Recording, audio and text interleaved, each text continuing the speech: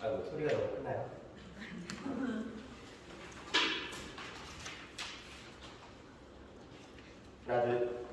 하나 둘 셋 이제 됐나요? 네, 2002년입니다. 새해 들어서 처음 보는 거죠? 네, 다 같이 그러면은 인사하도록 하겠습니다. 새해 건강하시고 무탈하시고 평안하세요. 네. 제가 새해 건강하시고 그 다음에 뭐라 그랬어요? 무탈하시고 그리고 뭐 하라 그랬어요? 평안하시라고 얘기했어요. 제가 새해 복 많이 받으세요 라고 얘기했나요? 안 했나요? 안 했죠? 우리가 이제 대체적으로 새해 인사를 할 때 새해 복 많이 받으세요 라고 얘기를 하는데 우리 한번 이제는 불교식으로 다르게 얘기합시다. 새해에는 뭐 하시라고요? 건강하시고 무탈하시고 평안하세요. 그리고 복을 받기 위해 공덕을 쌓으세요. 네, 우리가 복이라는 것은 그냥 오는 것이 아닙니다. 우리가 살아오면서 내가 어떠한 행위, 즉 어떠한 생각, 즉 어떠한 말을 했느냐에 따라서 그것이 무엇으로서 쌓여서 공덕으로서 쌓여가지고 다시 돌아오는 일종의 피드백 작용이 무엇이다? 복이라고 얘기할 수 있습니다. 공덕의 피드백이 무엇이다? 복이라는 겁니다. 근데 공덕을 짓지 않고 계속 복을 받길 원한다면 이런 말이 있습니다.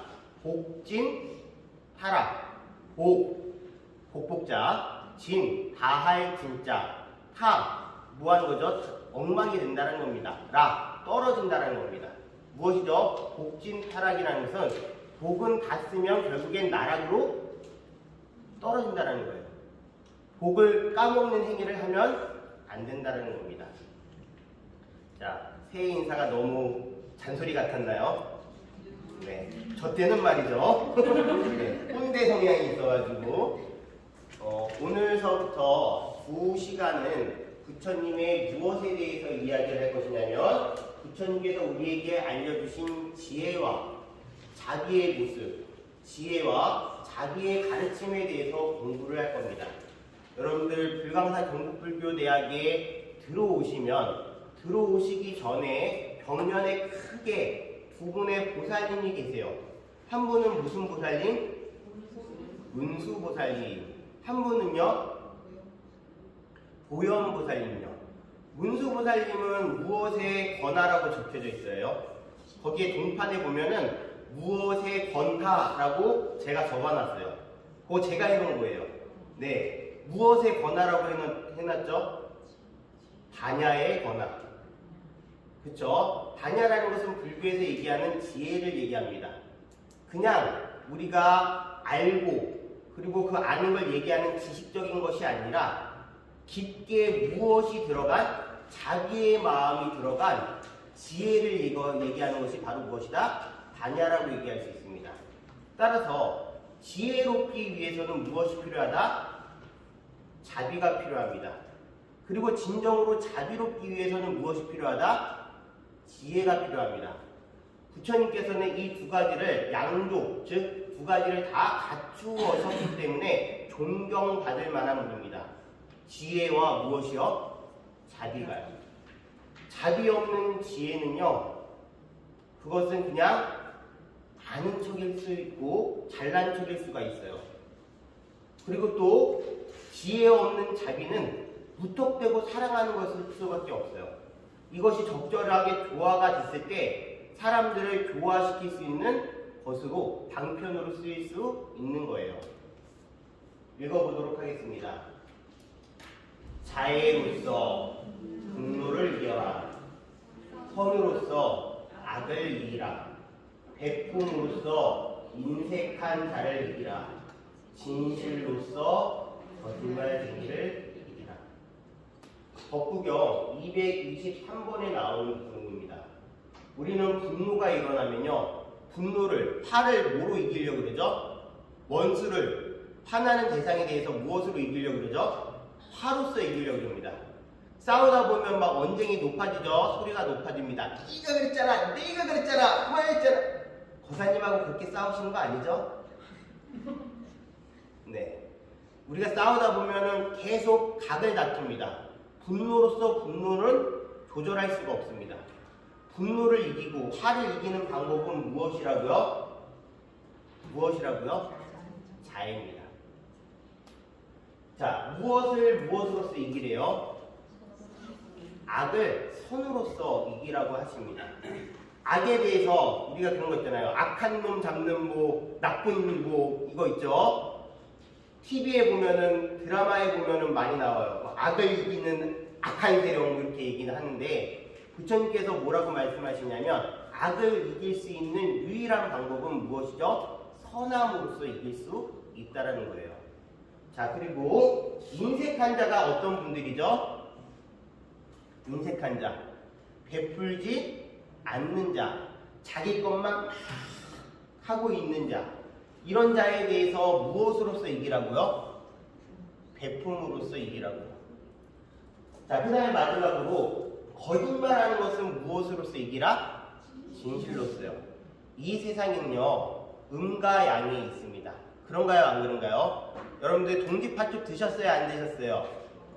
동지팥죽 맛있게 드셨나요? 아우, 저는요, 이 경상도에 내려와가지고, 저는 강원도 사람인데 경상도에 내려오니까 웬걸요 팥죽에 다들 소금을 넣으세요.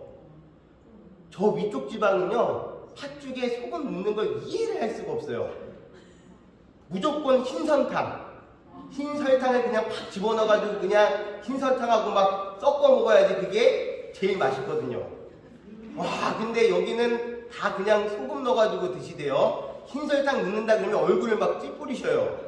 근데 다행히 저희 공양주 부사님께서 경기도 분이세요. 위쪽 분은 지방 분이세요. 그러니까 이번에는 제가 처음으로 경상도 내려와가지고 맛있는 팥죽을 먹었어요. 저만 몰래 흰설탕을 그냥 팍 뿌려주시더라고요. 네. 자, 근데 중요한 거, 동지 때 팥죽을 먹는 이유가 뭐예요? 액땜을 하기 위해서. 팥이라는 것은 무슨 색깔이죠? 붉은 색깔이에요. 양으로서 음을 물리친다라는 의미를 가지고 있어요. 그런가요? 안 그런가요? 또 동지가 되면요, 이제 일양이 생한다 그래요. 밤이 계속 길어지다가 동지를 기점으로 이제 무엇이 길어져요? 낮이 길어져요. 즉 양의 기운이 샘솟는 거예요. 음이 나쁘다라는 것이 아니라 이 세상은 그렇게 음과 양으로 조화되어 있어요. 음을 몰아낼 수 있는 건 무엇이죠? 밝음이에요. 양이에요.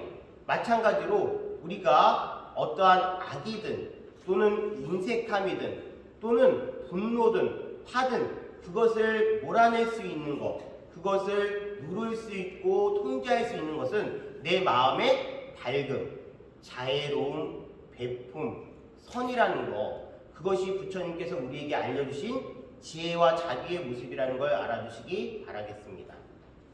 1월 1일 일출 때 사진을 찍은 모습입니다.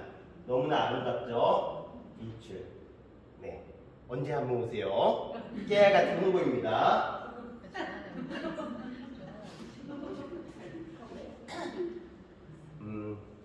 영상을 하나 보실 건데요. 제가 이 영상을 보여드릴까 하다가 말까 하다가, 왜냐 수업 시간에 좀 영상이 많이 들어가는 것을 좀 막기 위해서 수업을 그냥 이렇게 진행하려고 그랬는데, 요 나중에 여러분들 꼭 저랑 수업을 안 하더라도 유튜브에 들어가 보면은 어떤 좋은 것이 있냐면 빨리 경전을 읽어주는 그러한 BTN 프로그램이 있어요. 그것을 한번 찾아보시라고 제가 맛보기로 보여드리니까 뒤에 불을 하나만 꺼주시기 바라겠습니다. 자, 지혜의 길을 가기 위한 부처님의 가르침에 대한 내용을 보도록 하겠습니다. BTN이 아니라 BBS네요.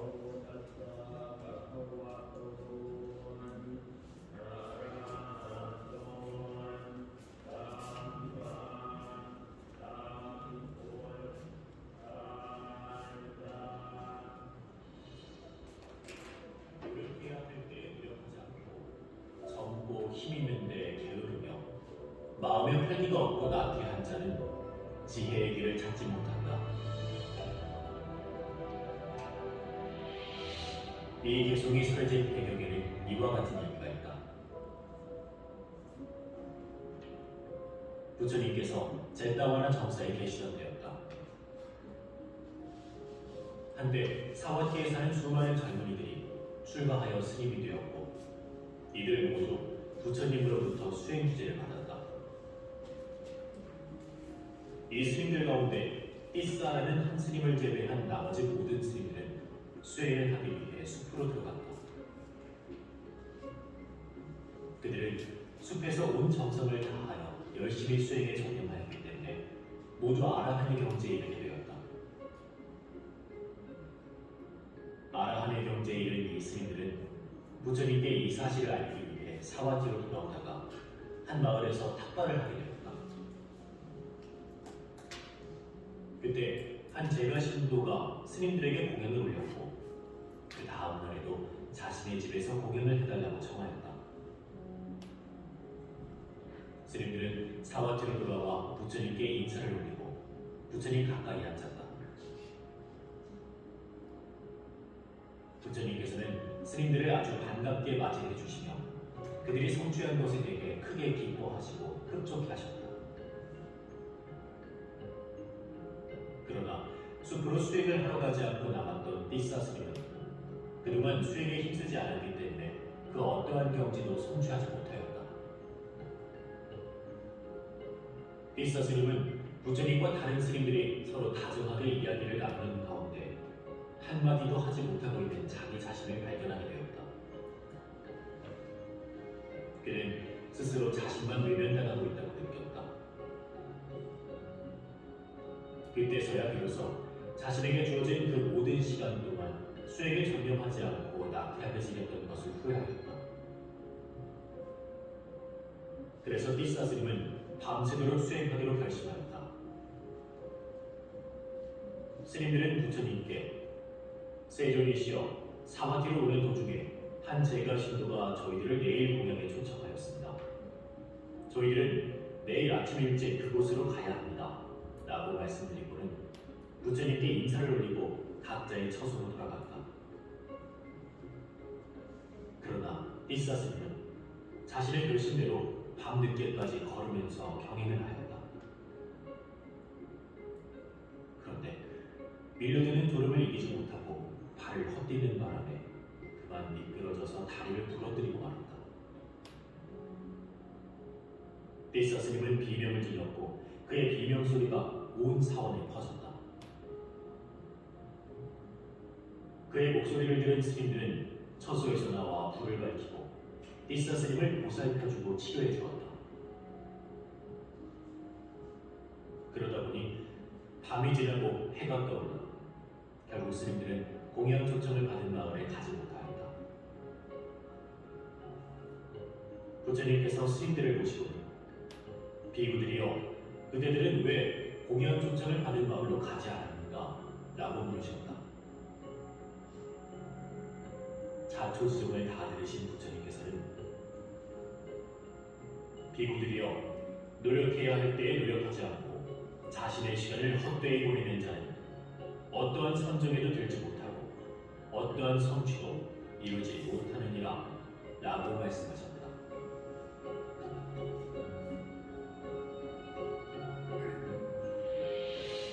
그리고 부처님께서 이 개송을 설하셨다. 노력해야 할 때 노력하지 않고 젊고 힘있는 데 게으르며 마음에 활기가 없고 나태한 자는 지혜의 길을 찾지 못한다.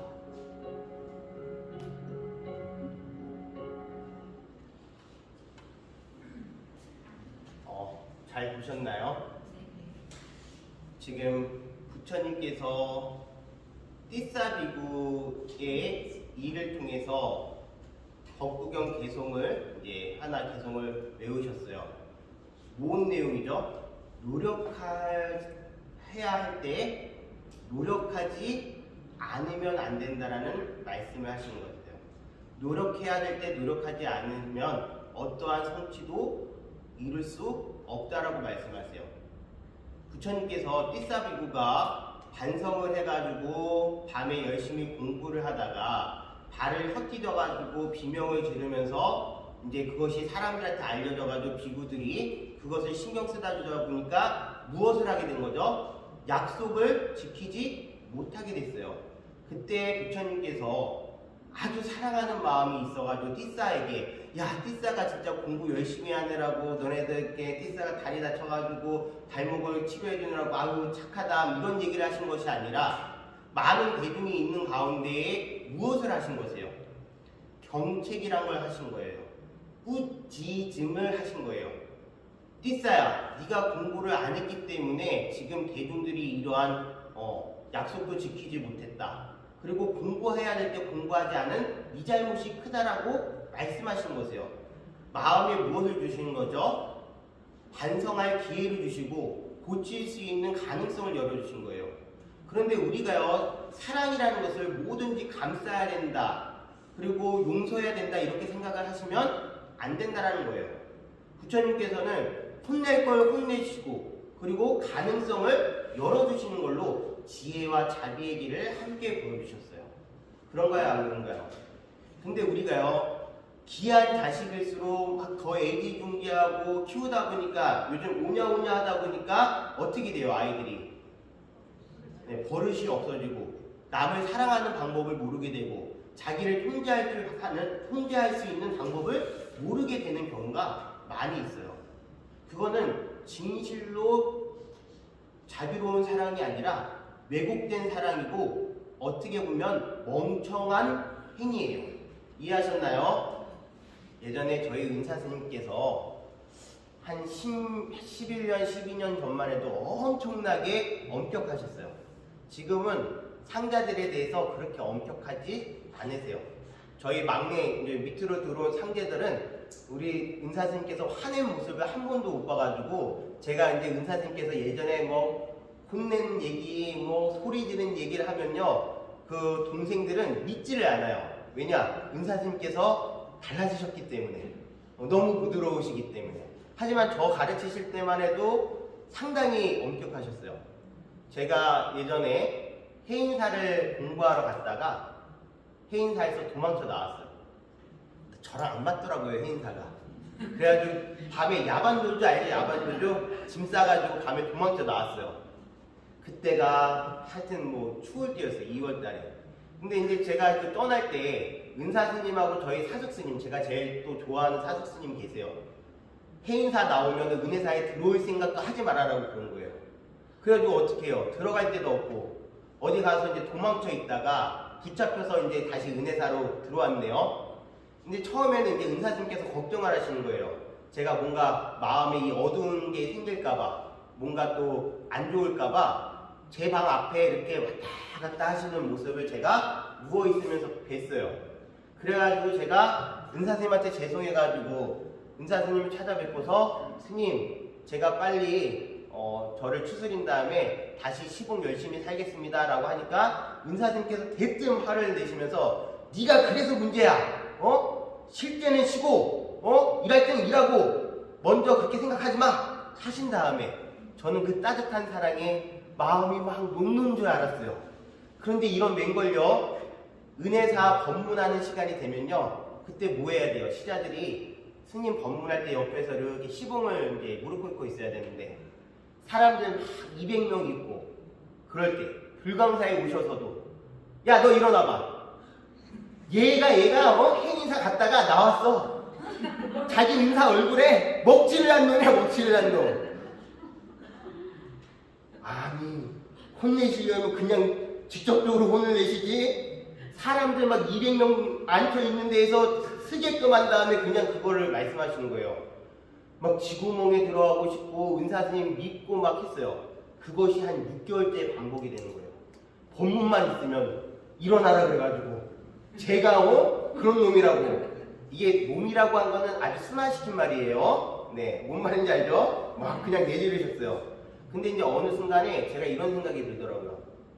아니, 해인사를 나온 것도 나요. 그리고 창피한 것도 나요. 뭐든지 야, 내 문제인데 왜 은사님께서 화를 내시지? 이런 생각을 하는 순간 은사님께서 다음 법문부터 저를 일어나라고 하지 않으셨어요. 저는 그때 깨달았어요. 아, 은사스님께서 저를 공부시킨 거구나. 제 나쁜 점 중에 뭐가 있냐면 제 인생에 대해서 사람들이 바라보는 저를 제 스스로 생각하는 경향이 있어요. 아, 나는 좋은 사람이어야지. 나는 이렇게 올바른 방향으로 가야지. 나는 정해진 대로 딱딱 맞춰서 가야지. 사람들이 나를 그걸 보고 있고 나는 그걸 어기면 안 돼. 즉, 나에 대한 생각을 하는 것이 아니라 사람들이 평가하는 누구요? 저에 대한 생각을 하고 있었던 거예요. 그것을 깨주기 위해서 저희 은사스님께서 아주 혹독하게 저를 가르치셨다고 저는 좋은 방향으로 생각하고 있다는 거. 네, 여러분들 뭔 말인지 이해하시죠? 네. 자, 이제 드디어 지난 시간과처럼 얘기한 것처럼 비구니 승가가 다 마련이 됐고 우바세 우바이가 마련이 됐습니다.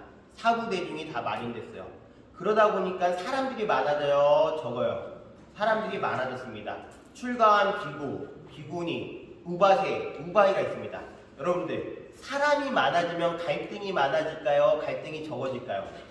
사람이 많아지면 그거에 따른 우여곡절이 매우 많이 있습니다.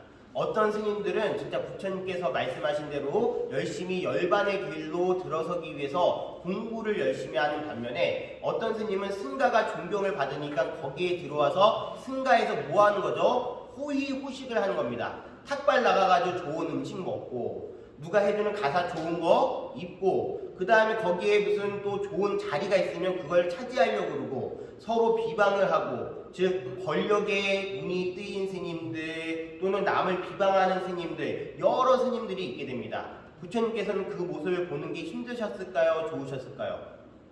부처님께서는 매우 힘드셨습니다. 부처님께서는 당신의 제자들을 받아들이는 이유가 무엇이에요? 당신이 열어보인 길, 즉 고통으로부터 벗어나는 길, 욕망으로부터 벗어나는 길에 대해서 알려주고 싶었는데 승가에 들어온 많은 대중들이 뭐에 의해서 움직이고 있는 거죠? 또 다른 욕망에 의해서 움직이고 있는 거예요. 이해하셨나요? 그래서 부처님께서 마음이 너무 아프셔서 어떻게 하셨냐? 한날 우기 때 부처님께서 사부대중을 떠나서 보리천으로 올라가십니다. 보리천이라는 곳은 어디냐면 제석천이라는 하늘의 신이 주관하는 곳이고요. 예전에 부처님께서 어디서 내려오셨죠? 도솔 내이상 도솔천에서 내려오셨습니다. 근데 그 도솔천 밑에 있는 하늘의 이름이 무엇이다? 도리천이에요. 그 당시에 마야부인, 즉 부처님의 어머니께서는 도솔천에서 태어나서 수행을 하고 계셨어요. 그래서 어머니가 그리운 마음도 있고 그리고 어머니에게 불법에 대해서 알려주기 위해서 그 싸우는 그런 욕심을 부리는 사부대중을 떠나서 어디로 가셨다? 도리천으로 올라가셨어요. 도리천에 올라가셔서 제석천을 비롯한 천신들 그리고 마야부인에게 무엇을 설법하셨다? 부처님이 깨달으신 연기법이라든지 또는 불교의 진수들을 거기서 설법을 하셨어요. 누구를 기이시키기 위해서? 당신의 어머니를 불법으로 기이시키기 위해서요. 부처님께서 뭐 하신 거죠? 아우 속 시끄러우니까 어디 갔다 오신 거예요? 하늘나라 갔다 오신 거예요. 근데 그때 우전왕이라는 분이 있었어요. 우리가 우대나라라고 부르는 왕인데 그 우전왕이 부처님을 보고 싶어서 처음으로 진흙으로 이 형상을 빚은 게 나중에 무엇으로 된 거죠? 부처님을 상징하는 불상의 처음 식초가 이때 부처님께서 도리천에 올라가셨을 때 우전왕이라는 분이 부처님을 보고 싶은 나머지 상을 만든 것이 첫 번째 그것이 바로 불상의 기원이라는 거 알아두시면 되겠습니다. 자, 그래가지고 이제 사부대중이 난리가 난 거예요. 부처님이 우시지 않고. 그래서 어느 때 마하 모갈라나가 신통력을 부려가지고 어디에 올라가죠? 도리천에 다시 올라갑니다. 도리천으로 올라가서 누구를 뵙죠? 부처님을 뵈고서 이제 말씀을 드려요. 사부대중이 지금 뭐하고 있다? 반성하고 있다. 이제는 내려오셔가지고 좀 모습을 보이시라고 부탁을 드립니다. 부처님께서 여쭤보십니다. 지금 사부대중은 뭐하고 있냐? 화합하고 있냐? 분쟁과 갈등으로 다투고 있지는 않느냐? 그리고 또 이웃 종교, 즉 외도들의 세력에 의해서 비난을 받고 있지는 않느냐라고 물어보십니다. 그거에 대해서 마음고콜라는 대답을 하죠. 사부대중은 하합하고 있고 그 하합의 힘으로써 외도 세력들이 비방하거나 비난하는 것에 흔들리지 않고 있다라고 얘기합니다. 그제서야 부처님께서 마음을 정리하시고, 자 그러면 지금 사리붓다, 즉 여러분들이 알고 있는 누구죠? 사리자라는 분, 사리자는 지금 어디에 있느냐라고 물어보십니다. 그때 마하모클라나가 대답을 하죠. 쌍카사에서 처음으로 출가한 500명의 비구와 함께 공부하고 있다고요. 자, 부처님께서 약속을 하십니다. 그러면 이래 뒤에 쌍카사에 내가 내려갈 테니 다른 대중들에게 그것을 알리라고 말씀하십니다. 일주일 뒤에 부처님께서 쌍카사에 내려오셨고 많은 비구 대중이 모였습니다. 근데 그 대중들이 모이는 가운데 한 명이 자리에 오지 않아요. 누가 오지 않았을까요? 부처님의 10대 제자 중에서 한 분이 오시지 않았어요. 어떤 분이 오시지 않았을까요? 그 소문을 듣고도 부처님이 내려오신다고 했는데도 불구하고 다른 대중들은 다 모이는데 한 분이 오지 않으셨어요. 누가 오지 않으셨을까요? 오늘 뭐 배우고 있죠? 지혜와 자비에 대해서 배우고 있어요. 무슨 제일? 지혜 제일 누구? 아니죠. 지혜 제일 해공 제일. 참 제가 죄송해요. 지혜 제일 사리불은 원체 지혜니까. 그 다음에 수보리라는 우리 금강경에 해공 제일의 수보리가 오지 않으셔요. 왜 오지 않으시냐면 이유가 있어요. 부처님은 형상으로 만나 뵙는 것이 아니라는 것을 알고 있기 때문에 부처님이 안 계신다고 해서 부처님이 아니 계신 것이 아니고 부처님이 모습을 보이신다고 해서 그 형상이 부처님이 아니기 때문에 자기 공부를 위해서 오지 않으세요. 부처님께서 사부대중에게 말씀하십니다. 사리붓다와 수보리는 역시 지혜롭구나. 왜 그러셨냐면 부처님께서 떠나서 도리천에 계실 때에도 사리붓다는 뭐하고 있었죠? 흔들리지 않고 처음으로 출가한 비구 500명과 공부를 하고 있었어요.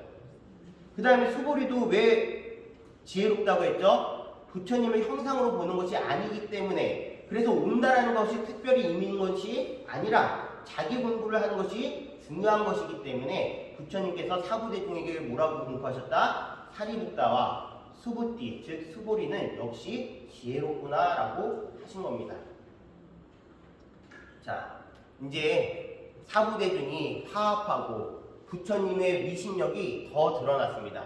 부처님은 갈등을 조절하기 위해서 거기에 휘말려가지고 야 그러면 안 돼, 그러면 안 돼, 그러면 한 게 하신 게 아니라 당신께서 자리를 피하심으로써 사부대중이 알아서 갈등을 조절할 수 있게끔 만드셨습니다.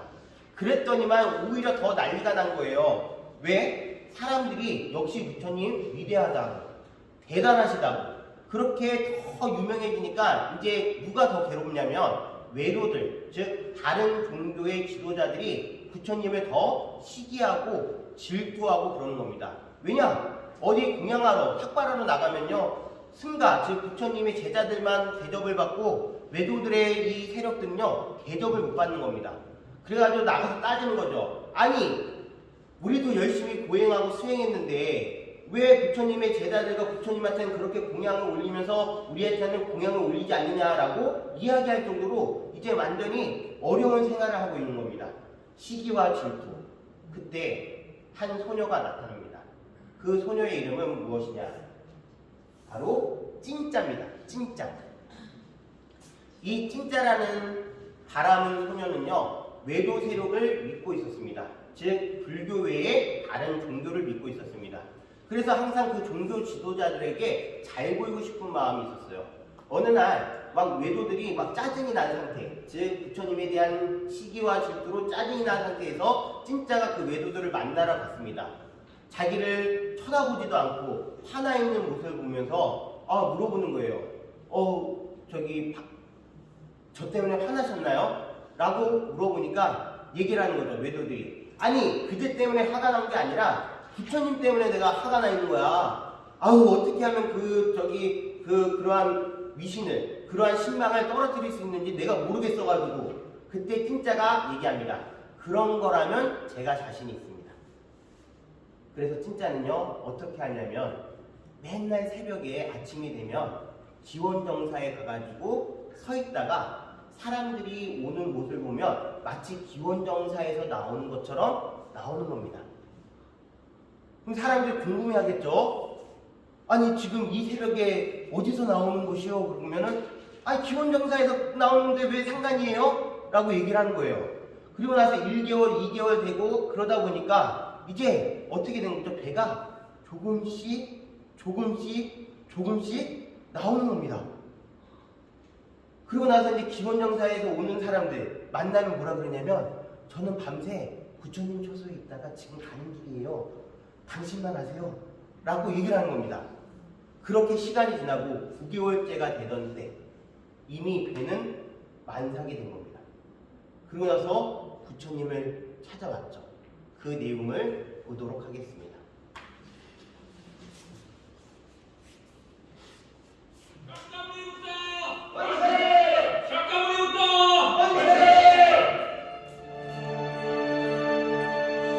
서라!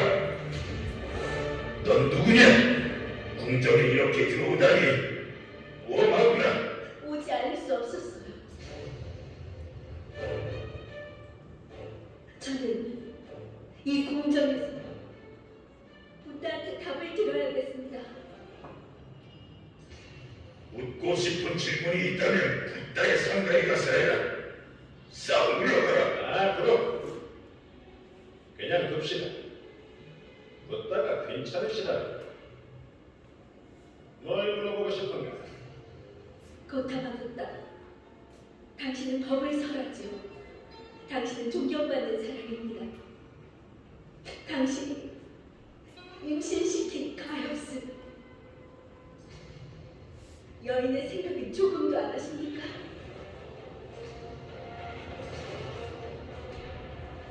저는 당신의 아이를 가졌습니다.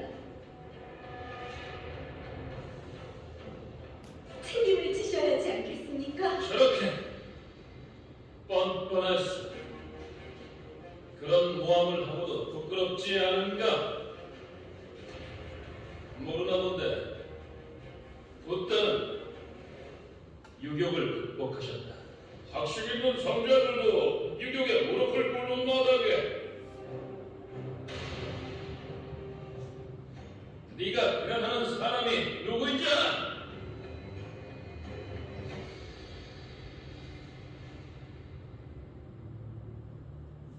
여보게,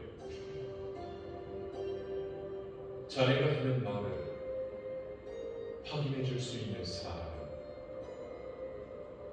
단 2사람뿐이야. 자네하고 또 날쌔.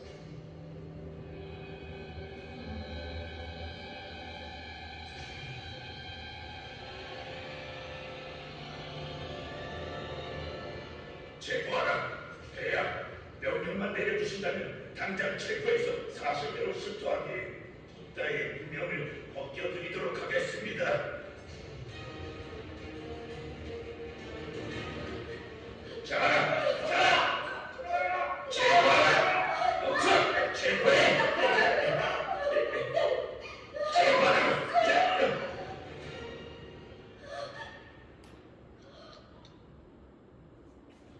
네, 진짜는 뭐 한 거죠?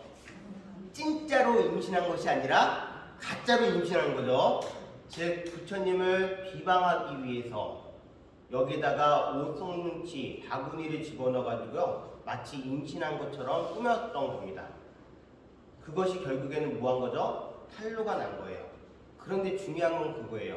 부처님께서 자기를 음해하려고 했던 그런 진짜에게 많은 대중들이 보는 앞에서 야 내가 언제 그랬어? 너 왜 거짓말해? 이것이 아니라 오히려 편안한 마음으로 뭐라고 말씀하시죠? 이 세상에 진실을 아는 사람은 단 2사람이다. 너와 나. 동요하지 않으셨던 거예요. 그리고 진실은 드러나게 돼 있다는 것을 알고 계신 거예요. 거짓은 무엇으로써 이긴다? 진실로서 이긴다라는 것을요.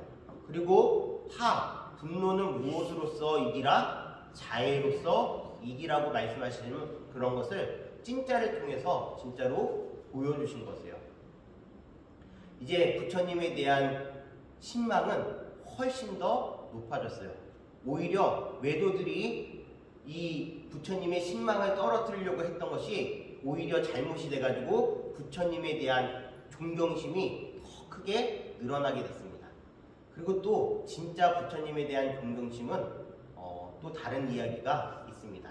부처님이 얼마나 지혜롭고 자비로우신 가르침을 우리에게 알려주셨는지 이것을 통해서 알아보도록 하겠습니다.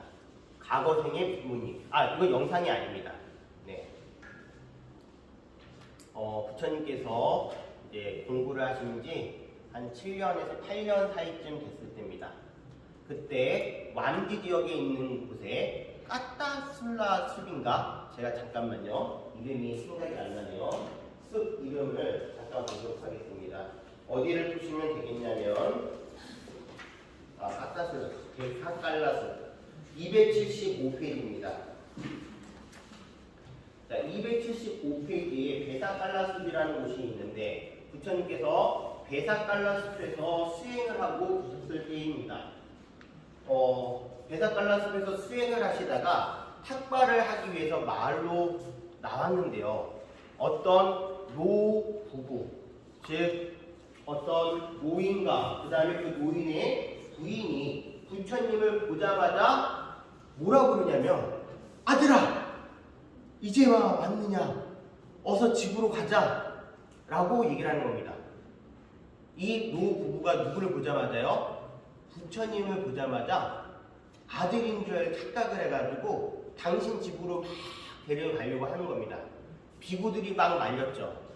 부처님께서 말씀하십니다. 비구들이여, 저 노부부의 행위를 말리지 마라. 이제 드디어 그 집에 가가지고 공양을 하셨습니다. 이제 그 나쿨라, 즉 노부부의 노인, 그 아저씨가, 거사님이 말씀하시는 거죠. 저는요 착각을 했어요. 나쿨라라고 제 아들이 있는데 아들하고 너무 똑같이 생겨가지고 제 아들인 줄 알았습니다. 부처님께서 여쭤보십니다. 그 아들은 지금 어디 있나요? 그러니까 멀리 가가지고 결혼 생활해가지고 살고 있는데 몇 년째 소식이 없고 돌아오질 않고 있다라고 얘기합니다. 그러면서 그 나쿨라의 아버지가 부탁을 합니다. 부처님한테 아들이라고 불러도 되겠냐고. 부처님께서 뭐라고 하실게요? 안 돼요. 저는 부처님이에요. 이렇게 말씀하셨을까요? 아니에요. 그렇게 하도록 하십시오. 그러니까요, 이 나쿨라의 아버지가요, 진짜 부처님을 아들처럼 생각해서 맨날 제일 요즘 몇 개 단어가 생각이 안 나죠? 그 숲으로 찾아가가지고 부처님이 일어나시면은 기다렸다가 물도 챙겨드리고 그 다음에 바닥도 쓸어드리고 진짜 정성을 다해서 누구를 보살핀 거예요? 당신 아들 같은 부처님을 공양한 게 아니라 보살피셨어요. 제 친한 도반 스님이 있는데 그 스님이 또 누나가 스님이셔요. 그러니까 이제 집안에 동생도 스님이고 누나도 스님이죠. 근데 누나가 좀 일찍 출가를 했어요. 게다가 또 누나가 뭐 할 줄 모를 때 출가를 했대요. 어디로 출가를 했냐면 청도에 있는 운문사로요. 이 스님의 어머니께서 당신 딸이 걱정이 돼가지고요, 맨날 운문사를 가가지고요, 담장으로 빨래를 넘겨주면 그 빨래를 해다가 다시 딸한테 넘겨주고 그랬대요. 부모님의 사랑은 그런 거예요. 그런 부모님의 사랑으로 부처님을 막 지극정성으로 모셨어요. 근데 이런 웬걸요, 며칠째 이 노부부가 보이질 않다가 며칠이 지난 다음에야 노부부가 나타났는데 이 노인의 상태가 건강이 좋지가 않은 거예요. 건강이 악화가 된 거죠. 부처님을 찾아뵙고서 얘기를 드려요. 부처님이시여, 제가 이렇게 몸이 아프고 마음이 힘듭니다. 어떻게 하면 될까요? 라고 얘기했을 때 부처님께서 뭐라고 하셨을까요? 노인이시여, 몸은 아프더라도 마음은 아프지 마세요라고 얘기합니다. 몸은 아픈데 마음은 아프지 않는 건 무엇입니까? 라고 얘기를 하니까 그렇게 말씀하십니다. 몸은 언제나 시간이 지나면 향상하지 않았기 때문에 늙고 병들고 그렇습니다. 그런데 마음 또한 만약에 그것이 내 것이다, 이 몸이 내 것이다 라고 생각을 한다면 항상 그 몸이 아플 때 마음도 뭐하게 된다? 아프게 되는 겁니다. 마음은 이러한 모든 것들이 다 시간에 따라서 이루어진다는 것을 알고 게다가 그것이 나의 것임을 아님을 알았을 때 마음은 아프지 않습니다라고 이야기를 합니다. 노인분께서 그 법문을 듣고서 몸은 아프되 마음은 아프지 않아서 안색이 매우 좋아지셨다고 합니다. 그리고 나서 얼마 후에는 이제 드디어 뭐 하신 거죠? 연세가 드시고 몸이 아파서 돌아가시게 됐습니다. 부처님께서 그 장례식에 찾아갔을까요? 안 찾아갔을까요? 찾아가셔가지고 거기서 위로를 하시고 법문을 하십니다. 그 내용을 한번 보도록 할게요.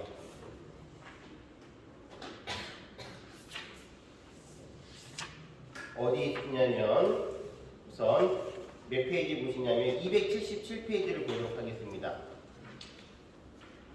자, 부처님의 자비로운 모습이, 자애로운 모습이 잘 담겨져 있는 277페이지에 위에서 하나, 둘, 셋, 네 번째 중일에 이렇게 내용이 나오고 있습니다.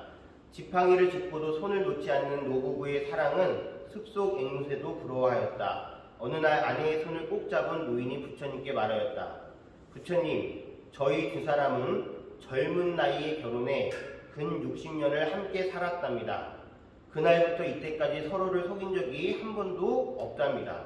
서로의 뜻에 어긋나는 일이면 몸은 고사하고 마음으로도 짓지 않았답니다. 이제 남은 소원이라면 지금까지도 그랬듯 죽는 날까지 늘 함께하는 거랍니다. 아니, 다음 생에도 언제나 함께하는 게 소원이랍니다, 부처님. 이런 소원을 말씀할 수 있는 노부부가 몇 분이나 되실지 잘 모르겠습니다. 네. 자, 그때 부처님께서 말씀하셨습니다. 이 내용이 매우 중요해요. 어떻게 다음 생을 결정할 수 있는지에 대한 이야기가 나오고 있습니다. 아내와 남편 두 사람이 한평생 웃으며 함께 가고 다음 생에도 언제나 손을 잡고 함께 가기를 원하신다면 뭐 하라고 나오세요? 기도 열심히 하라, 뭐 하라 이런 게 아니라 두 분이 같은 무엇을 가지고 믿음을 가지고서 가지셔야 합니다. 훌륭한 덕목들을 같이 지키고 훌륭한 이들에게 같이 보시하고 지혜 역시 같아지도록 함께 노력해야 합니다. 그렇게 하신다면 무엇이 이루어진다? 소원이 이루어진다는 거예요. 여러분들 이거 무서운 말입니다. 왜 무서운 말인지 아세요? 우리가 배우자를 만나거나 누구를 만났을 때 왜 내 남편은 저러는 거야 막 이렇게 하면요 결국에는 뭐 한 거예요? 전생에 같은 업을 쌓아서 만났기 때문에 내 업도 똑같다라는 얘기예요. 즉 내가 다음 생에 진짜로 좋은 배우자와 함께 살고 싶다면 뭐 하라는 거예요? 훌륭한 덕행을 그리고 훌륭한 계율을 지키고 선행을 많이 쌓아야 다음 생에도 그 수준에 맞는 누구를 만난다? 배우자를 만난다라는 거예요. 업식이 같이 간다라는 거예요. 이해하셨나요? 네, 큰 깨달음입니다, 이건. 자, 그리고 넘길게요. 279페이지입니다. 279페이지에 이런 말이 나옵니다. 그럼 몸과 마음이 찾으셨나요? 네, 맨 위에서 두 번째 줄입니다. 그럼 몸과 마음이 둘 다 아픈 것과 몸은 아프지만 마음은 아프지 않은 것의 차이도 모르셨습니까? 아차, 그걸 여쭙지 못했네요. 그건 우리 사리부타에게서 말씀해 주십시오. 예, 그러겠습니다. 그럼 천천히 말씀드릴 테니 마음으로 잘 들으십시오. 지혜가 밝지 못한 사람들은 오온이 뭉쳐진 이 몸을 나라고 생각하거나 나의 것이라고 생각합니다. 그렇게 생각하기 때문에 이 몸을 집착하고 붙들려고 애씁니다. 집착하고 붙들기 때문에 이 몸이 변하고 무너지고 파괴되면 행복하고 탄식합니다. 차가운 슬픔과 뜨거운 번민의 마음이 괴로워합니다. 이것이 몸과 마음이 둘 다 아픈 모습입니다. 그러나 부처님의 가르침에 따라 밝은 지혜를 갖춘 제자들은 오온이 뭉쳐진 이 몸을 나라고 생각하거나 나의 것이라고 생각하지 않습니다.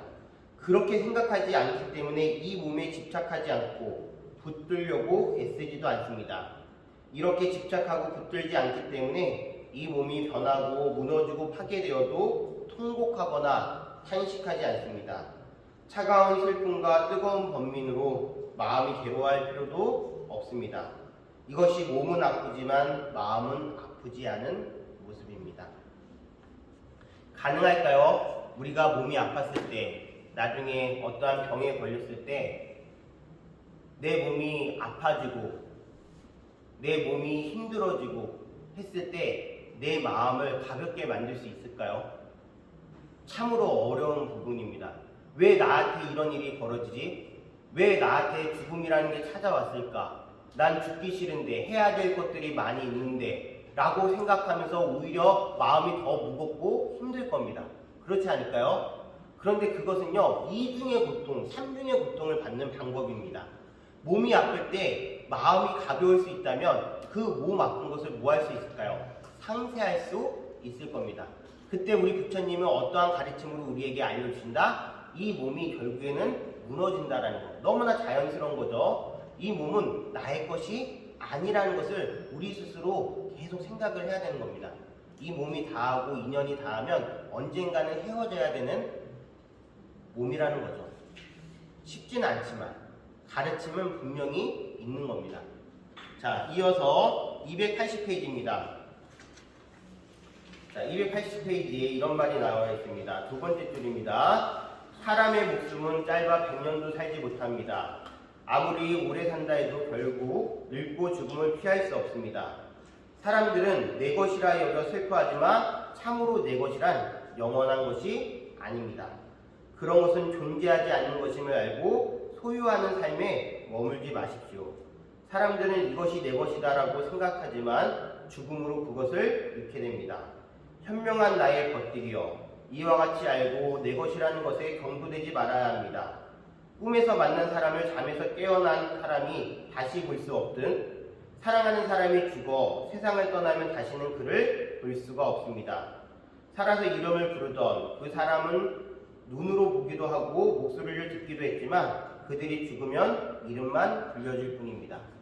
부처님께서는요, 참으로 상식적인 선에서 우리가 어떻게 인생을 지혜롭게 살 수 있는지에 대한 가르침을 알려주시는 겁니다. 제가 중앙암에 있기 전에 어디에 있었냐면 하양포교당에 있었어요. 중앙암은요, 대체적으로 젊은 분들이 올라오세요. 즉 운전을 하실 줄 알고 걸으실 줄 알고 그런 분들이 오세요. 대체적으로 건강하신 분들이 중앙암에 올라오세요. 근데 하양포교당은요, 마을절이기 때문에 대체적으로 어떤 분들이 오시냐면 개인 차량을 가지고 오시는데 여러분들이 알고 있는 구루마를 끌고 오세요. 왜? 마을절이니까 동네에서 많이들 다니시는 거예요. 근데 노보살님들이 다른 멀리는 못 가고 어디 다니시는 거죠? 하양포교당에 오시는데 걷는 게 좀 힘드셔가지고 못 끌고 오시는 거예요. 다 구루마 끌고 오셔요. 그런 다음에 이제 그 하양포교당에 보면 계단 올라가는데 난간 이렇게 잡는 게 있어요. 그거 이렇게 잡고서 억지로 해가지고 다리 먼저 집어넣고 법당에 오셔가지고 절을 못하겠다고 하면서 앉아 계셔서 계속 이렇게 하시는 분들이 많이 계신 곳이 하양포교당이에요. 그렇게만 해도 너무 감사한 곳인데, 그리고 그 보살님이 한동안 안 보이다가 나타나셔요. 이제 나타나시는데 혼자 오시는 게 아니라 한 분을 대동해서요. 어떤 분요? 요양보호사. 요즘 가정 돌아다니면서 뭐 하시죠? 이렇게 그 돌봄, 이렇게 뭐죠? 케어해드리고 그분이 모시고 오세요. 그나마도 괜찮은 거예요. 그리고 나서 시간이 지나면 안 보이셔요. 왜 안 보이실까요? 요양병원에 들어가신 거예요. 그리고 나서 또 시간이 지나면 이제 들려오죠. 뭐로요?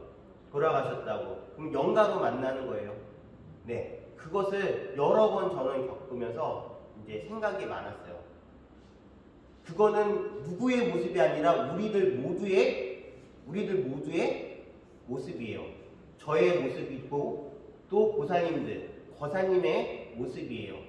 그러한 모습 속에서 우리가 부처님에 대한 마음을 계속 가지면서 저 노보살님이 구루마 끌고 오서라도 절에 오신 것처럼 저 노보살님이 그 요양보호사 힘을 빌려서 절에 오시는 것처럼 내가 그렇게 나이 먹어서 부처님을 믿는 마음으로 신앙생활을 계속할 수 있을까? 여러분들은 그렇게 하실까? 그것도 한번 잘 생각을 해보세요. 늙음이 찾아왔을 때 믿음이라는 게 얼마나 중요한지, 그 믿음을 지키는 게 얼마나 대단한 건지도 한번 잘 생각해보는 시간을 가지셨으면 좋겠습니다.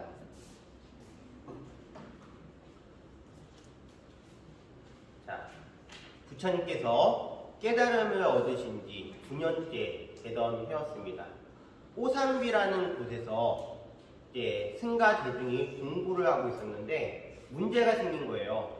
무슨 문제가 생겼냐면 이제 한 9년째 되다 보니까 어떤 그룹이 생겨요.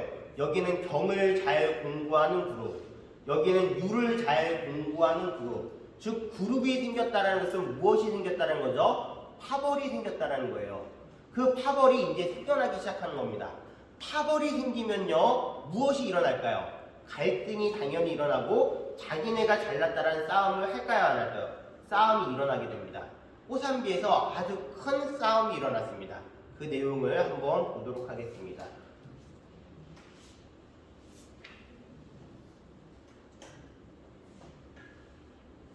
이곳 교회는 세분께서 우리와 함께 안도를 지내신다네. 우리 곁에 계시니 감사한 일이야.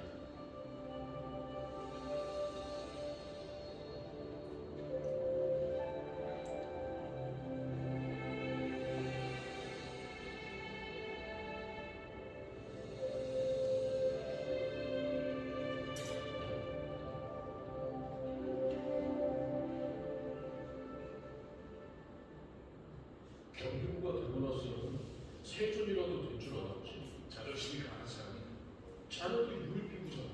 그런데 이렇게 경험을.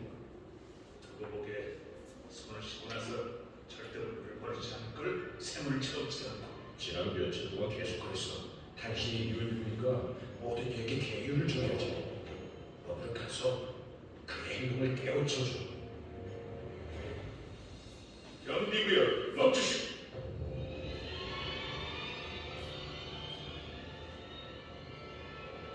내가 당신에게 예법을 가르쳐야 하겠어? 모두 네가 동등하고 계율도 모두에게 동일하게 적용돼. 그런데 공양을 하는데 손을 씻었으면 물을 버리고 샘물을 치러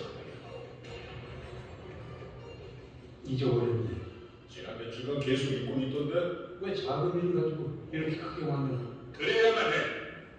아무도 당신의 노예가 아니니까. 난 경비구라니 나한테 기회를 가르치기 전에 먼저 예의를 좀 배우게. 그래서 이제 나한테 예법을 가르치시겠다. 당신도 유일비구를 존경해야지. 어떻게? 분노도 자제하지 못하는 사람은 율비구는 시간과 때를 가릴 줄 몰라. 유일비구를 모욕하는구만. 저 사람도 경비구를 모욕하는데 경비구가 율비구보다 더 아는 게 많아.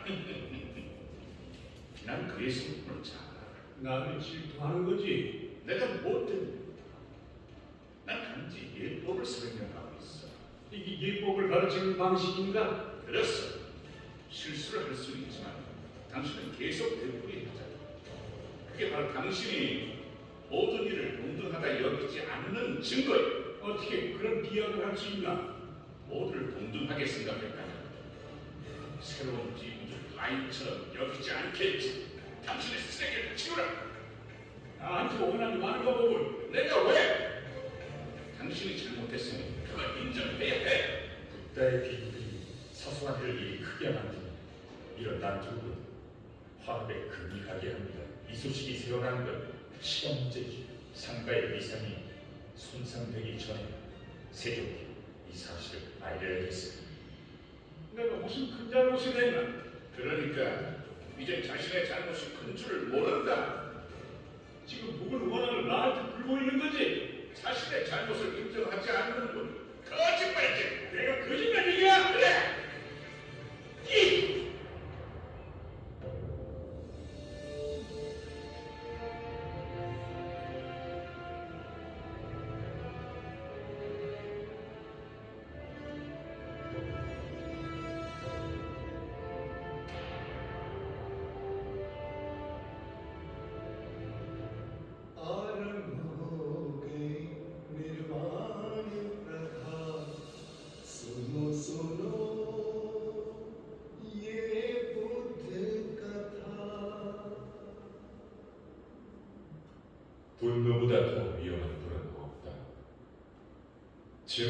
더 위험한 짐승은 없다. 부두덕보다 더 큰 그늘은 없다. 탐욕보다 더 큰 자녀는 없다. 네. 아주 난리가 났죠. 꼬산비에서요. 경비구와 유유비구가 싸움을 한 겁니다. 이렇게 경전에는 어떻게 나오냐면 우선 경장로, 장로라는 것은 원래 우리 용어예요. 지금 어디서 쓰고 있죠? 교회에서 쓰고 있죠. 장로 수굴이라고 들어보셨나요? 장로라는 것은 불교에서 비구 중에서 열심히 공부해서 어느 정도 스승의 자리에 오른 사람들을 뭐라 불렀다? 장로라고 부르는 겁니다. 그래서 이제 경장로가 있고 유유장로가 있었습니다. 어느 날 경장로가 화장실을 갔는데 화장실에서 사용한 물을 버리지 않고 고스란히 놔둔 거예요. 그러면 다른 사람이 와가지고 그것을 버려야 되는 것이죠. 그것을 본 유유장로가 경장로에게 얘기합니다. 아니 장로시여, 당신이 사용한 물을 이렇게 놔두고 가시면은 다른 사람이 치워야 되지 않겠습니까? 라고 얘기하니까 경장로가 그 자리에서 참회를 해요. 아우 죄송해요. 제가 지금 깜빡하고서 그걸 잊었습니다. 라고 해서 얘기하니까 유유장로가 아유 그럴 수도 있죠 하면서 둘 사이에서는 이제 무마가 된 거예요.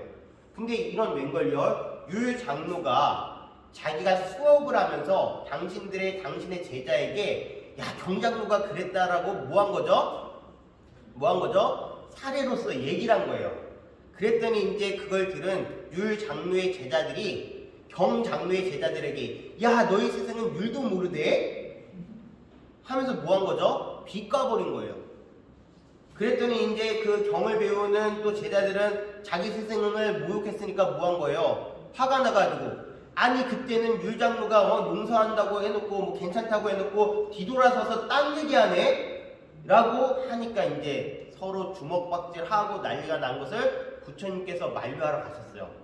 그런데 이런 맹걸요 싸움이 커지니까요 부처님이 와도 부처님 얘기를 들을까요 안 들을까요?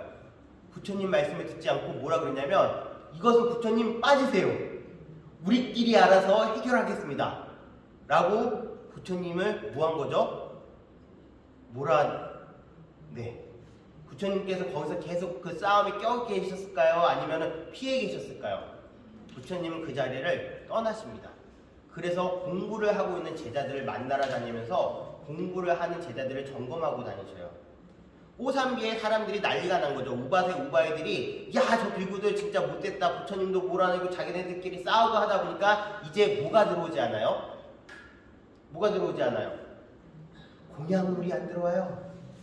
보시가 안 들어와요. 탁발을 하러 갔는데 밥을 안 줘요. 자연스럽게 반성을 하게 되는 겁니다. 왜? 자기네들이 잘나서 공양물을 밟고 있는 거라고 생각을 했지만 그 공양물을 받는 이유가 뭐예요? 부처님의 제자, 부처님의 가르침을 따르고 있기 때문에 그 공양을, 그 보시를 받고 있는 거예요. 부처님께서 나중에 이 꼬삼비 비구들에게 말씀을 하십니다. 오늘 나눠주는 유인물 보도록 하겠습니다. 오늘 나눠드린 유인물 거기에 첫 번째 말고 두 번째 내용 자해를 일으키는 6가지 자질이라고 찾으셨나요? 자, 거기를 읽어보도록 하겠습니다. 이와 같이 나는 들었다. 어느 때 부처님은 꼬삼비의 고시다 승원에 계셨다. 그때 꼬삼비 비구들은 말로 서로 찌르면서 다투고 싸우고 심하게 논쟁하였다. 그래서 그들은 서로 납득할 수도 없었고 납득시킬 수도 없었다. 또한 서로 설득할 수도 없었고 설득시킬 수도 없었다. 이를 아시고 부처님은 그 비구들을 불러 말씀하셨다. 비구들이여, 그대들은 말로 서로 찌르면서 다투고 싸우고 심하게 논쟁하고 그래서 서로 납득할 수도 없고 납득시킬 수도 없고 또한 서로 설득할 수도 없고 설득시킬 수도 없다는 것이 사실인가? 사실입니다, 부처님. 비구들이여, 그대들이 말로 서로 찌르면서 다투고 싸우고 심하게 논쟁할 때 공적으로든 사적으로든 청정한 삶을 함께 사는 동료들에게 자애스러운 행동과 자애스러운 말과 자애스러운 마음이 나오겠는가? 나오지 않습니다, 부처님. 그대들이 그렇게 서로 다투고 논쟁한다면 동료들에게 어떻게 자애스러운 말과 행동과 마음이 나오겠는가? 어리석은 자들아, 그대들은 무엇을 알고 무엇을 보아서 그렇게 말로 서로 찌르고 싸우고 다투고 논쟁한단 말인가? 그런 싸움은 그대들에게 오랫동안 괴로움과 해로움을 가져올 뿐이다. 비구들이여, 여기에 서로 화합하고 일치하고 논쟁하지 않고 서로 돕고 사랑과 존경을 이루어내는 6가지 명심해야 할 자질이 있다. 첫 번째, 같이 읽겠습니다. 청정한 삶에서 그의 동료들에게 공적으로든 사적으로든 자의 행동으로 대한다. 두 번째, 청정한 삶에서 그의 동료들에게 공적으로든 사적으로든 자의 말로 대한다. 세 번째, 청정한 삶에서 그의 동료들에게 공적으로든 사적으로든 자의 마음으로 대한다. 네 번째, 청정한 삶에서 계획을 지키는 동료들과 함께 물건을 공유한다. 다섯 번째, 결정 없고 흠없고 얼룩지지 않고 깨지지 않고 자유롭고 현자의 일에 칭찬되고 삶에 도움이 되는 그런 개인 속에 청정한 삶의 동료들과 함께 공적으로든 사적으로든 일치하여 머물러야 한다. 여섯 번째, 어떤 견해든 거룩하고 해탈로 이끌고 이것에 따라 수행하는 사람을 완전한 괴로움의 소멸로 이끄는 그런 견해 속에 청정한 삶의 동료들과 함께 공적으로든 사적으로든 일치하여 머물러야 한다. 이것이 화합하게 하고 일치하게 하고 논쟁하지 않고 서로 돕고 사랑과 존경을 이루어내는 명심해야 할 6가지 자질이 있다. 자, 여러분들, 부처님께서는요, 사부대중, 승가에게 있어서 무엇을 가장 중요한 덕목으로 삼으셨냐면 바로 화합입니다. 화합이 제일 중요합니다. 왜냐하면 승가는 무엇이기 때문에? 공동체이기 때문이요. 믿음 공동체이기 때문이요. 부처님의 가르침을 함께 공부하는 공동체가 화합이 되지 않으면 그것은 의미가 없고요. 무너질 수밖에 없습니다. 그래서 가장 먼저 강조한 게 무엇이다? 화합이에요. 그래서 옛날에 절집에 이런 말이 있습니다. 대중들이 논의해서 결정했으면 절집에서 뭐도 잡을 수 있다? 소도 잡을 수 있다. 물론 이건 나쁜 표현이지만 그만큼 무엇을 중요하게 생각한다? 살고 있는 모든 대중들의 의견 합치, 화합을 중요하게 생각한다는 얘기입니다. 그도 그럴 것이 가족 버리고 왔고요. 다 혼자 살고요. 그 혼자 사는 가족 버리고 온 사람들이 화합되지 않으면요. 뭔 의미가 있겠어요. 예전에 제가 은혜사에 있을 때예요. 은혜사는 방마다 화장실이 있는 그런 곳이 아닙니다. 그리고 제가 행자 생활을 할 때는 우리 그 행자가 역대 이래로 가장 많았어요. 전국 본사 행자들이 그때 뭐 해인사도 2명, 통도사도 3명 이랬을 때 이런 웬걸요 은혜사에 5명이 같이 살았습니다. 대단한 거예요. 행자가 그렇게 많은 곳이 없었어요. 그리고 그 5명이 한 방, 작은 방에서 살았죠. 화장실 당연히 없죠. 그리고 은혜사는요, 뭐 씻는 곳이 여기 가까운 곳에 있는 게 아니라 저 수림장 쪽에 가야지만 씻는 곳이 있습니다. 그래서 이제 밤에 저녁에 행자 그걸 마무리하고서 씻고서 이제 다시 본사 요 절로 이렇게 돌아오는 그 길, 즉 박물관을 지나가지고 탑이 있는 그 길을 지나갈 때 그 밤이에요. 어떤 데는 불이 꺼져 있고요. 어떤 방은 어떤 데는 불이 켜져 있고요. 어떤 데는 TV를 불 끄고 켜놨는지 TV 하면 알록달록한 게 막 보이고 있었던 거예요. 거기에는 스님들도 사시지만 절에서 일하시는 보살님들도 사시죠. 그때 제가 이런 생각을 했어요.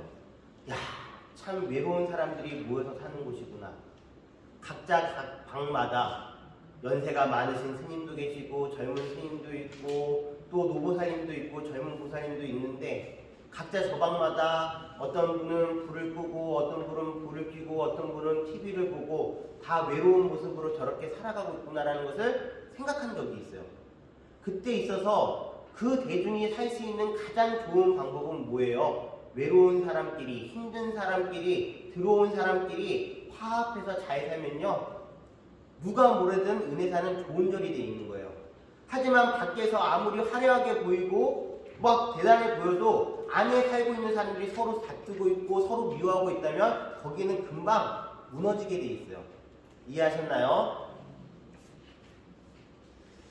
그것을 불교에서는 뭐라 그러냐? 육화라 그래요. 육화. 여러분들 은혜사의 템플스테이를 가보면 육화원이라는 곳이 있어요. 템플스테이가 한 이름이 무엇이다? 육화원이에요. 그 육화가 6가지로 화합해야 된다는 얘기인데, 첫 번째 읽어보겠습니다. 몸으로 화합하여 공주와 함께 머물다는 뜻이에요. 두 번째, 입으로 화합하여 다툼이 없음. 세 번째, 뜻으로 화합하여 어김이 없음. 네 번째, 계율을 화합하여 같이 지킴. 다섯 번째, 견해를 화합하여 같이 행함. 여섯 번째, 이익을 화합하여 고르게 가짐. 이 6가지가 지켜질 때 승가, 공동체가 화합을 해서 나아갈 수 있다라는 그러한 말씀을 하신 겁니다. 이해하셨나요? 자, 지금 우리가 부처님의 지혜와 자비에 대해서 계속 공부하고 있습니다. 그렇다면 지혜와 자비, 특히 자애로운 것이 우리에게 무엇에 도움이 될까라고 생각을 했을 때 그거에 대한 내용은 오늘 나눠준 유인물 맨 위에 장을 보도록 하겠습니다. 자애를 발전시키고 연마하면 우리에게 어떤 이득이 있을까? 비구들이요, 자애에 의한 마음의 해탈을 발전시키고 연마하고 수레로 삼고 근본으로 삼고 굳건히 주함으로써 11가지나 되는 이익을 얻는다. 무엇이 11가지인가? 첫 번째 읽어보겠습니다. 편안하게 잠이 들고, 두 번째, 편안하게 잠에서 깨어난다. 세 번째, 악몽을 꾸지 않는다. 네 번째, 사람들로부터 사랑을 받는다. 다섯 번째, 사람 이외의 것들로부터 사랑을 받는다. 여섯 번째, 신들이 보호한다. 일곱 번째, 불이나 독이나 무기가 해치지 못한다. 여덟 번째, 쉽게 마음을 집중할 수 있다. 아홉 번째, 안색이 밝다. 열 번째, 죽을 때 훈계하지 않고 맑은 정신으로 죽는다. 11번째, 아라한이 되지 못하면 브라흐마 세계, 즉 천상계에 태어난다. 이와 같이 자애에 의한 마음의 해탈을 발전시키고 연마하고 수레로 삼고 근본으로 삼고 굳건히 주함으로써 11가지나 되는 이익이 있는데요. 그 11가지 되는 이익이요, 보세요. 돈 많이 번다, 그런 거 있어요? 로또 된다, 이런 거 있어요? 아니에요. 너무나 진짜 너무나 당연한 말씀을 하세요. 잠이 잡은다. 잠에서 아주 잘 숙면치 하고 깬다. 사람들로부터 사랑을 받는다. 사람 이외의 존재들도 나를 좋아해준다. 너무나 자연스러운 이야기예요. 내가 자애로웠을 때. 하지만 이것이 갖추어진다면요, 자애가 갖추어진다면 이 11가지 이익을 통해서 수많은 이익, 즉 110가지, 뭐 1000만, 100가지 그런 모든 이익이 함께 따라온다는 거 여러분들 알아두셨으면 좋겠습니다.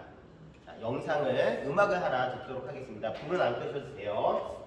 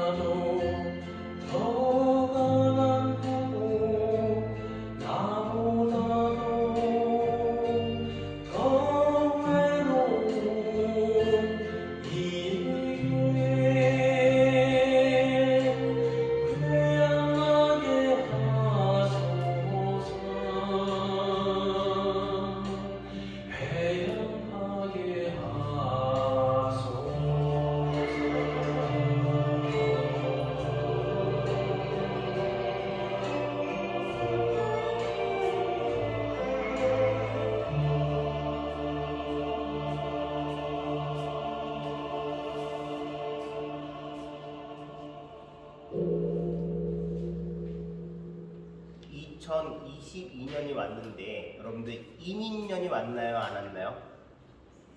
2022년이 왔는데 이민년 왔어요? 안 왔어요? 지금은 무슨 년일까요? 신축년이에요. 아직까지. 이민년은 언제 와요? 2월 4일 입춘이 지나면 그때 이민년이 옵니다. 즉 새해는 음력으로 새해는 음력 1월 1일이 아니라 몇 월 며칠?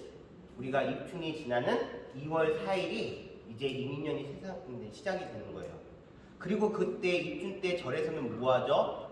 입춘 삼재 소멸 기도라는 걸 해요. 그러면서 지금 요즘 삼재풀이부 보셨어요? 여러분들 기도 신청할 때 정초살림 기도 신청할 때 삼재풀이부 막 받고 그러죠. 그게 왜 그러냐면은 보세요. 새로운 해를 묵은 것을 없애고 새로운 마음으로 시작하면서 삼재라는 나쁜 기운도 그때 뭐 하려고요? 태워버리려고 하는 거예요.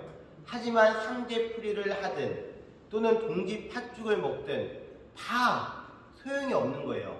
무엇이 되어 있지 않다면 내 마음에 자애로운 마음이 피어나서 그것을 주변 사람들에게 해양하지 않으면 삼재풀이라고 해서 절에서 하는 기도도 필요 없는 것이고 동지 먹으면 팥죽 먹으면서 액땜하는 것도 필요 없는 거예요.